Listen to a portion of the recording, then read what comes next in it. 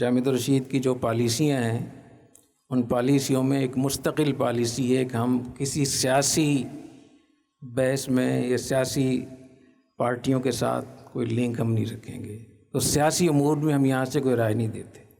یہی وجہ ہے کہ ہم اپنے طلباء کو، اساتذہ کو، ان کو ہم نے آزاد چھوڑا ہوا ہے کہ وہ جس کو ووٹ دینا چاہیں ووٹ دے سکتے ہیں، جس پر ان کا دل مطمئن ہو۔ جب بھی انتخابات ہوتے ہیں، کبھی آپ نے سنا مجھ سے کہ فلاں کو ووٹ دے دیں؟ جب یہ پچھلے 2018 کے انتخابات تھے، مفتی محمد صاحب نے مجھ سے پوچھا کہ استاد صاحب کس کو ووٹ دیں؟ وہ جا رہے تھے ووٹ ڈالنے کے لیے۔ میں نے کہا جس کو چاہیں ووٹ دیتے۔ ہمارے 3000 فضلاء ہیں، ان کی طرف سے بہت اصرار ہوتا ہے کہ بتائیں کس کو ووٹ دیں، تو یہاں سے میں کبھی نہیں کہتا کہ فلاں کو ووٹ دیں۔ میں سمجھتا ہوں کہ یہ تعلیمی ادارہ ہے، اس تعلیمی ادارے کو اسی حد تک رہنا چاہیے تاکہ ہر پارٹی کے طلباء یہاں آ سکیں، پڑھ سکیں۔